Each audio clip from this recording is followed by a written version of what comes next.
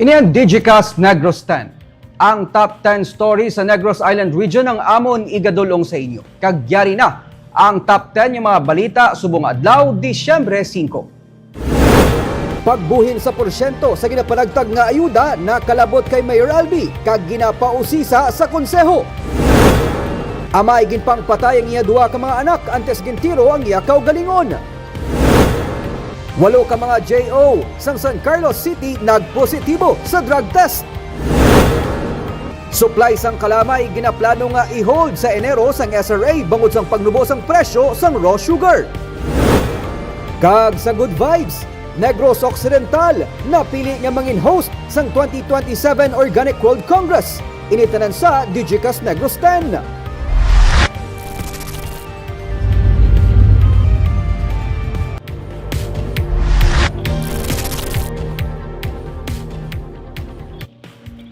Sa number 10, Bulkan Kanlaon nagapadayon sa pagbuga sang abo sa gihapon. Sang kahapon, naka-record sang duha ka mga pagbuga sang abo ang Bulkan Kanlaon base sa monitoring sang Philippine Institute of Volcanology and Seismology o CONFIVOLCS. Naglawig ini sang 40 minutos. Subong adlaw may duha man ka mga pagbuga sang abo nga nagluntad. Base man sa monitoring sang anong tanan ka mga volcanic earthquakes ang nagluntad kagyara sa 4,286 katonelada ang sulfur dioxide nga ginbuga sang bulkan kahapon. Nagataas sang 500 meters ang steam sang bulkan nga kun kisa may upod nga abo.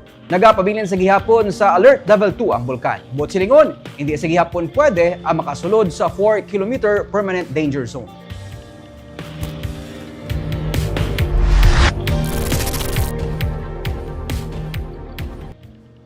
Sa number 9, wala man sa may gin-report nga mortality o kung nagkalamatay sa mga kasapatan tugas ang pagbuga sang abo sang Bulkan Kanlaon pero sa paghugot sa kadakuon sa nga kasapatan kag pagpunol sa nga tubo ang namutikan.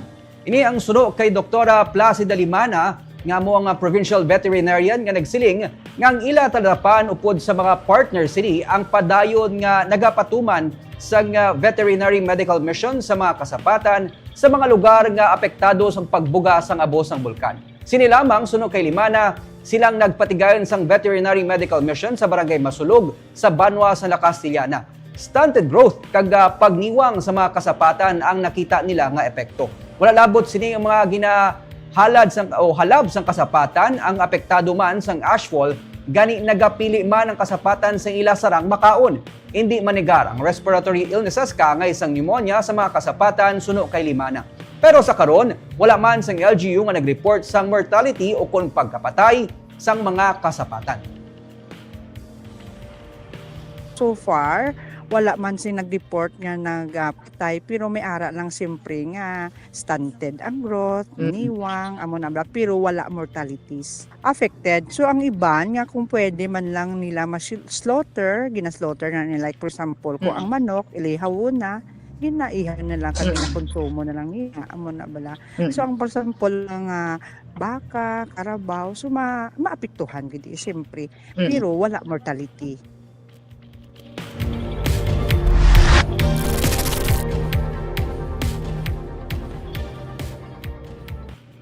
Sa number 8, isa ka modern jeepney ang natumba matapos nga malukpan sang goma. Isa ka modern jeepney ang natumba sa may boundary sang Silay kag Talisay City kay nasang aga. Sa inisyal nga impormasyon gikan sa DRRMO sang Talisay City, naglupok ang goma sang modern jeepney gani natumba ini. Bago lang dulong sa ilang mga pasahero ang modern jeepney nga nagabiyahe man Dalagan Libertad matapos sa ginokupar sang kagpabalik na kuntani sa Bacolod sang natabo ang insidente. Giliw naman nga nagresponde ang Talisay DRMO kag ginusisa ang driver kag iya konduktor. Wala naman sila nag-angkon sang pilas sa lawas.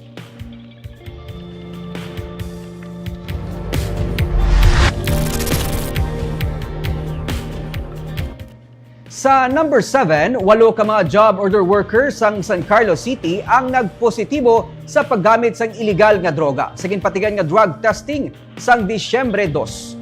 Sang December 2, may 110 tanan ka mga empleyado sa idalom sang City Waterworks kag City Engineering Department ang ginpaidalom sa drug testing suno kay Analiza Macaraya, ang focal person sa San Carlos City Anti-Drug Abuse Council. Regular nga ginapatigayan sa San Carlos ang drug testing sa tuyo nga makaangkon sang drug-free workplace.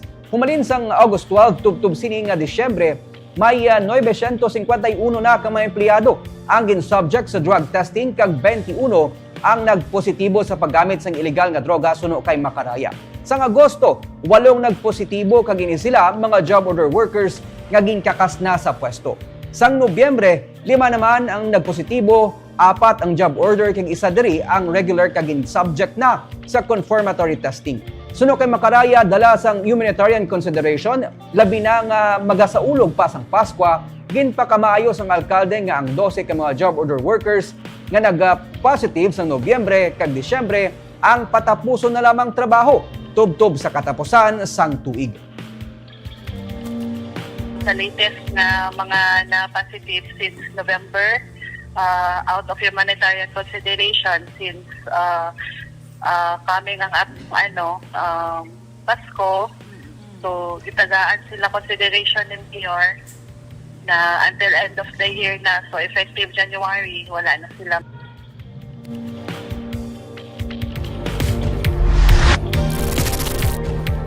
Iya misis nga makigbalik ini sa iya.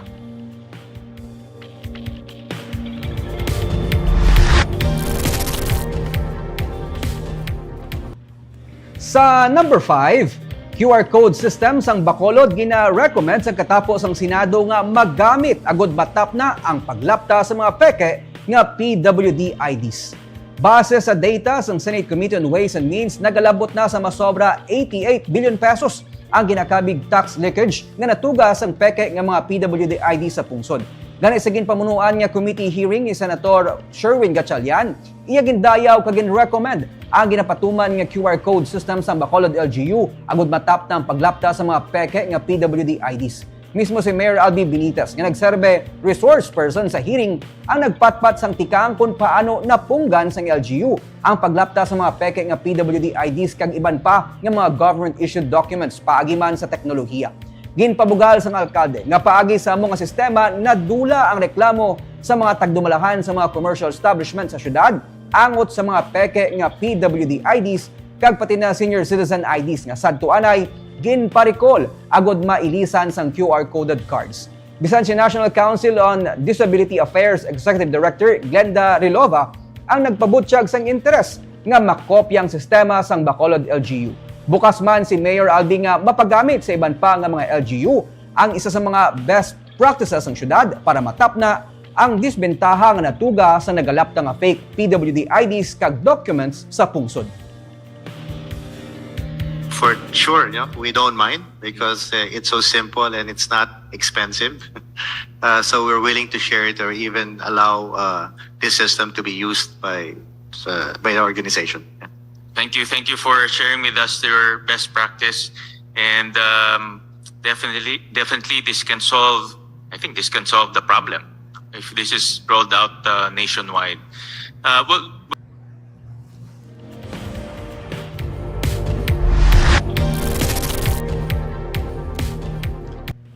Sa number 4, sa Negros Occidental ang Bacolod kag Escalante na lamang ang nagapabilin sa red zone category o infected zone sa African Swine Fever zoning.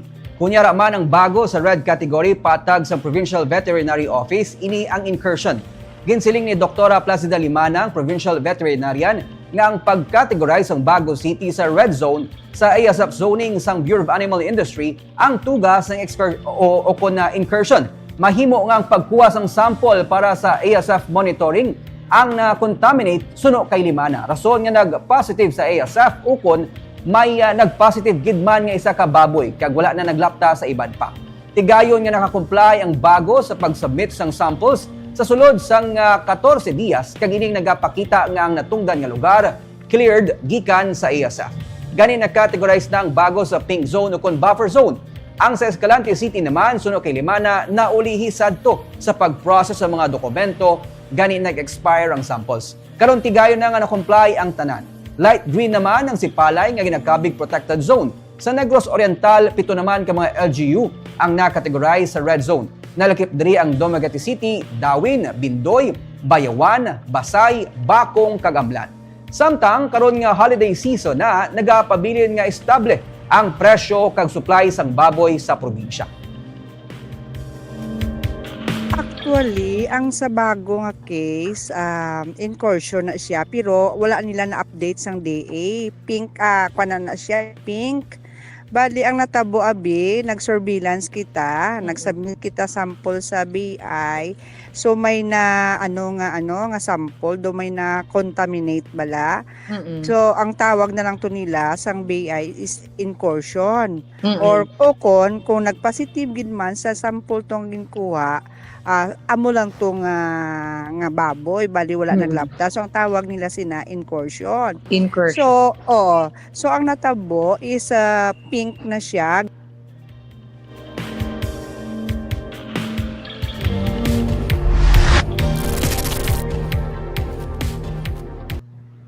Sa number 3, Sugar Regulatory Administration nagaplano nga i-hold ang supply sang raw sugar sa Enero tugas ang pagsarurot sang presyo sang kalamay. Nagahamboy sa karon sa masobra 2,600 na lang ang kada sako sang raw sugar sa pila ka mga sugar mill sa probinsya. Gani nagpadala na sang sulat ang mga Sugar Planters Association halin sa Luzon nga nagahinyo sa Department of Agriculture kag Sugar Regulatory Administration sang intervention sa pagsarurot sang presyo sang kalamay.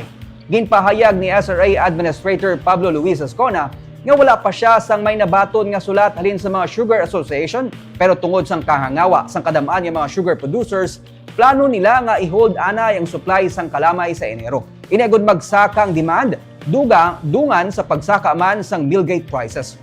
Ginsiling ni Ascona nga hindi malipod nga bisan makapilan niya ka beses nga ginpahayag nga wala sang oversupply sang kalamay, wala gihapon nagasanto ang mataas nga presyo sang kalamay sa merkado sa manubo nga millgate prices na nagaapekto sa palangabuyan sa mga sugar planters, ilabi na mga small sugar farmers. Ginpasalig ni SRA Planter Representative David Sanson nga handa man ang SRA nga magpalabot sang ayuda sa mga sugar farmers nga sarang maapektuhan kung matigayon ang pag-hold sang supply sang raw sugar sa sulod sang 3 ka bulan. Ang normal farmer na si no choice every week mabaligyan na siya.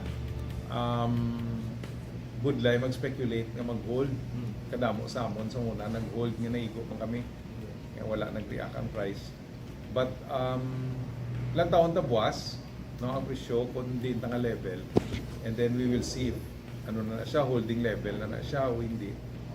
But ang kalain gid like for example ang retail sang raw is 75 pesos per kilo, so that's easy 3,750 per bag. Tapos ang farmer mo ari sa 2,500. So kadako kayo sang discrepancy. That alone is a start. Capital. Tapos gaan tractors, gaan irrigation, fertilizer, and kung na siya, kung nakasugod na sila, buligan man sila sa loans sa kwan man. Usually ang range ng startup capital mga pila. Amo na 1.9 million. For one co. Yeah, for one co. 1.9. Dako bulig kwan na sila, ma-apply na sila, buligan sila sa among LTOs. Basta kailan na hindi lower than 30 hectares ang nila kwan ang nila cooperative.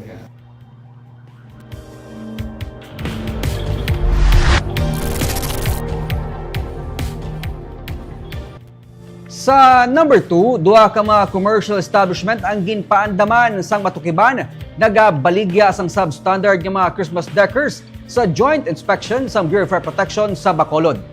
Duha sa 6 ka mga commercial establishment sa downtown area nga ginpang-usisa sang katapo sang Bureau of Fire Protection, Department of Trade and Industry kag Business Permits and Licensing Office. Upod man sa kapulisan, ang Natukiban nagabaligya sang substandard nga mga Christmas lights kahapon. Gani giliyon nga ginpakuha ang mga decors nga wala sang PS mark kag ICC stickers kag ginpaandaman ang tagdumulahan angot sa pagbaligya sang substandard nga products. Ginpahayag ni BFP City Fire Marshal Fire Superintendent Jenny Masip, importante nga masiguro nga santo sa standard ang ginagamit nga Christmas lights kag decors sa mga bumalakal agud mapaiway ang posible pagluntad sang sunog ilabi na karon nga Pasko. Magapadayon ng joint inspection sang BFP, DTI kag BPLO sa pila pa ka mga commercial establishment sa syudad. Buwas magapatuman man sila sang fire drill kag inspection sa baligyan sa mga palupok sa reclamation area.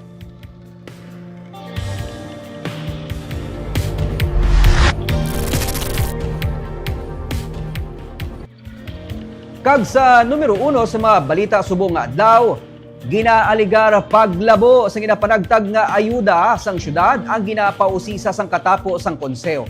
Ang ini nga reklamo ginpalabot naman kay Mayor Albi Benitez. Yari ang report. Hindi lang ang nagaka-delay nga ayuda ang nakalabot nga reklamo kay Mayor Albi Benitez. Sang nagligad lang nga inadlaw, nakalabot man si atensyon ang ginaligar pagkuha sang komisyon sang wala pa mapatod nga mga persona sa ginabaton nga ayuda gikan sa pila ka mga benepisyaryo sang Assistance to Individuals in Crisis Situation o kun AICS. Ginistorya ni Councilor Thady Saison nga sa magtambong siya sa payout para sa AICS sang nagligad nga inadlaw, nakibot man siya sa nangin reaksyon sa pila ka mga benepisyaryo nga nalipay sang iya ginpabutyag nga dapat bilog nga ayuda ang ila mabaton kag wala sang buhin. Gani iya ginduso nga dapat mausisa ang ginapatihan pagpanglabo sa ayuda nga ginabaton sa mga benepisyaryo. Para matapos na lang, matapos na, tarana. Natugay na nato, aling nga problema, galing nobody is coming out. No? Okay. Kag nobody or nothing has been said about it sa media. Okay. No? Matugay na na. Natugay, nadungduman ko lapit na guroy sa katuig ka kampal, kung nagpipisa sa plato nga. This financial assistance is for you, 100%. Why na niya dapat kahati? Si Mayor Albi ang nagsiling nga libre ang tanan nga assistance kag wala sang bayad. Pagi sa programa nga isugid kay Mayor, handa siya nga tagaan aksyon ang mga reklamo sa mga benepisyaryo nga posible ginapangayuan sang komisyon. Gindugang niya nga ang pagserbisyo ang para sa tanan kag hindi dapat gamiton sa personal nga interes. Samtang ginaduso man sang alkalde ang partnership upod sa isa ka online app. Agud nga mas mapadasig ang pag-release sang ayuda halin sa ginapatuman nga bayad agad system sang DSSD. Ini agud hindi na sila kinahanglan pa nga maglinya kag maghulat sang inoras sa mga payout schedule.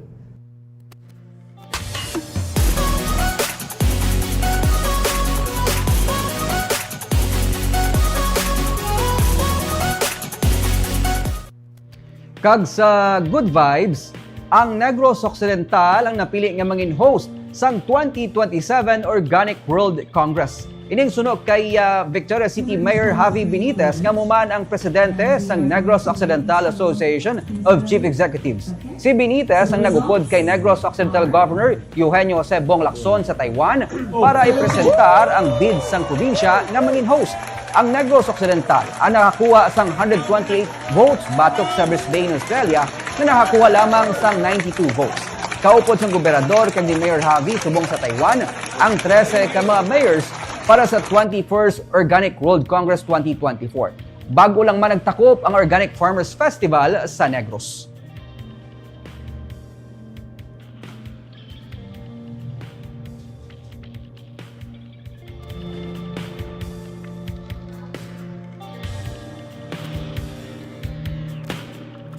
Kagantes kita magtakop, shout out sa aton mga live viewers sa Facebook kay Lindol Sunyo, Lina Binyalon, Gerardo Marquez, Benjamin Berlas, John Rubin, subong man kay Gerald Istardo, watching from Riyadh, Hensley Mumbai, Mosques Young, Gloria Bantigue, Jobea Natavio, subong man kay Sir Arnel Tijares, Romel Galio, Yekel, kag Jesse Solas, subuman kay Jenry Ortilano, Lawrence Sayon, kag Ma'am Jocelyn Loquero.